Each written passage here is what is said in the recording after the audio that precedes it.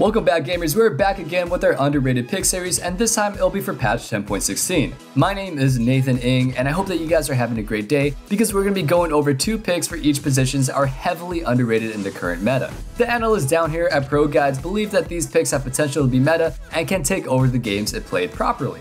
Also guys, don't be afraid and don't be shy to take a peek at ProGuides.com, as we have tons of resources from all you guys to choose from. We have 24/7 on-demand coaching from challenger players, live classes and recorded courses from pro players such as Double Lift and High that will definitely guarantee you to climb this season. If you want to zoom through the ladder, then there is no point in waiting. Go ahead and check it out now.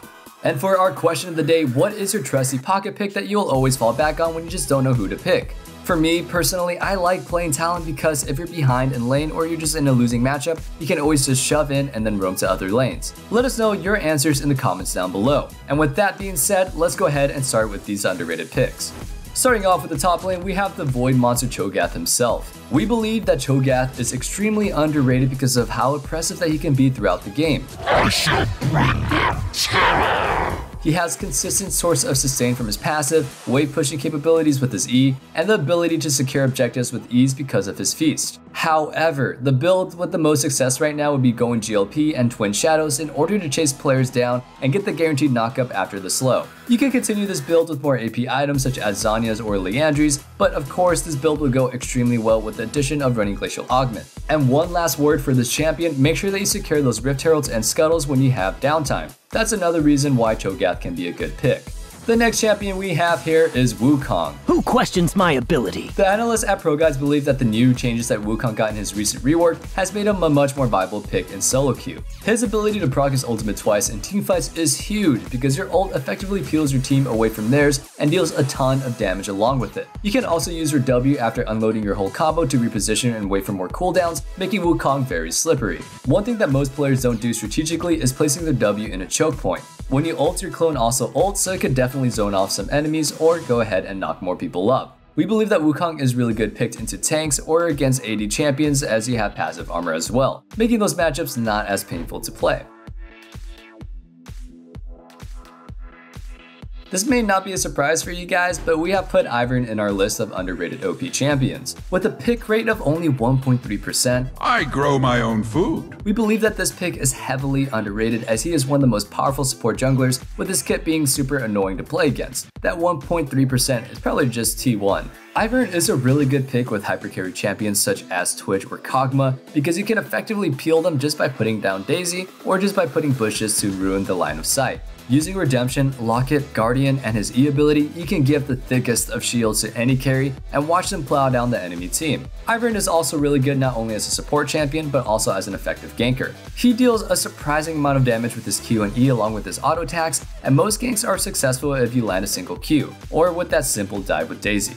Next up is a champion that's only a little bit more terrifying than Ivern. Don't open your eyes! And it is Fiddlesticks. It seems like the hype died down really fast with Fiddlesticks as he has under a 5% pick rate right now in solo queue. However, we believe that most players aren't completely aware of his strengths and can be abused a lot harder. If you didn't know, you can combine camps such as Blue Buff and Gromp to speed up a clear a lot faster. The ability to clear 2 camps at once allows you to clear faster than pretty much all of the other junglers at this moment. You typically want to power farm until you hit level 6 and look for a gank into objectives as Fiddlesticks. Later on into the game, you can establish complete vision control and look for that nasty ult to win a crucial team fight. You can literally one-shot an entire team if you have a substantial lead, and you can 1v9 an entire game.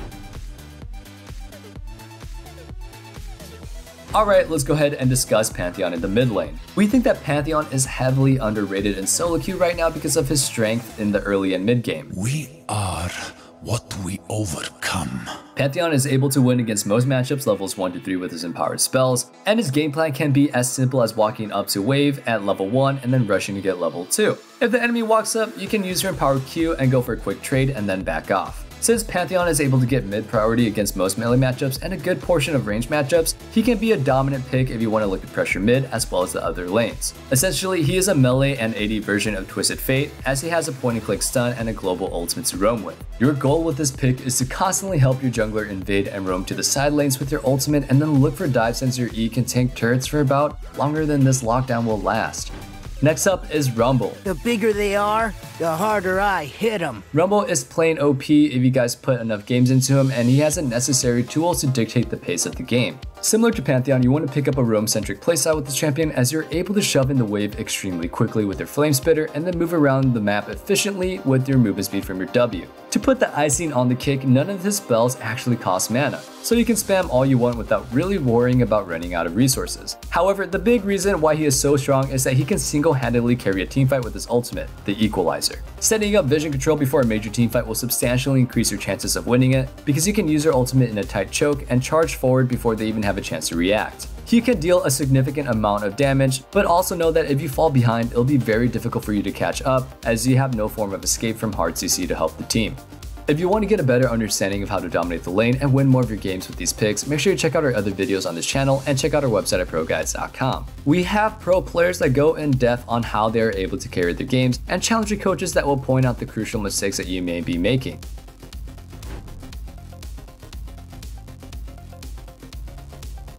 Kog'Maw is our first champion, and we think that he is pretty underrated for the bottom lane. We think that combined with an enchanter support such as Lulu or Yuumi makes a devastating duo that can run down opponents in and out of lane. Getting hungry. We think he is a good pick in the current meta because Caitlyn has increased popularity and Kog'Maw can outrange her to win trades. However, he still has weaknesses of needing levels and items before becoming an unstoppable force mid to late game, so make sure you don't take any unnecessary risks that can cause you to fall behind or to utilize your passive super often.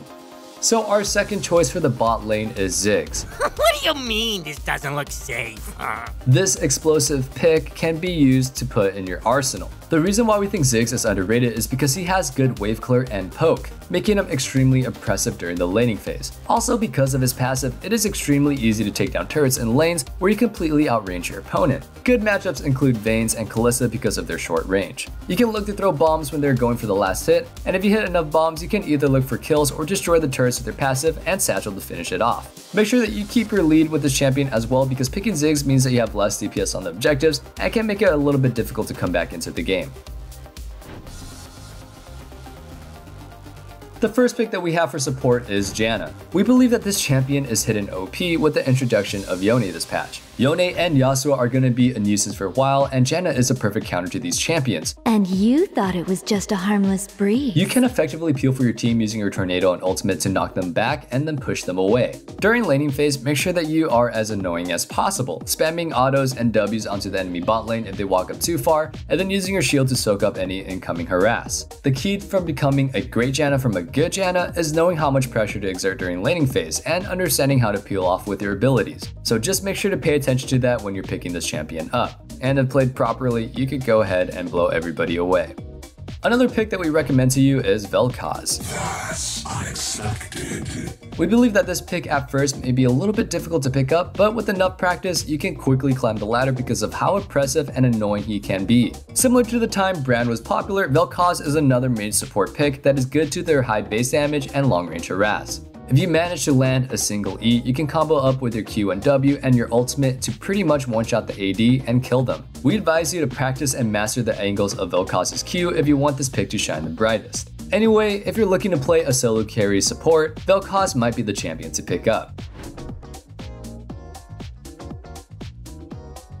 This about wraps up the list for underrated picks in patch 10.16. Thank you guys all so much for watching and supporting our channel. Make sure to like this video if you liked it and then subscribe for more content such as this. Also, don't be afraid to join our Discord in the description down below, as we always love this community and we want you to be a part of it. Well, that's it. We'll go ahead and see you guys in the next one. Stay safe, stay healthy, and have a wonderful day. Peace.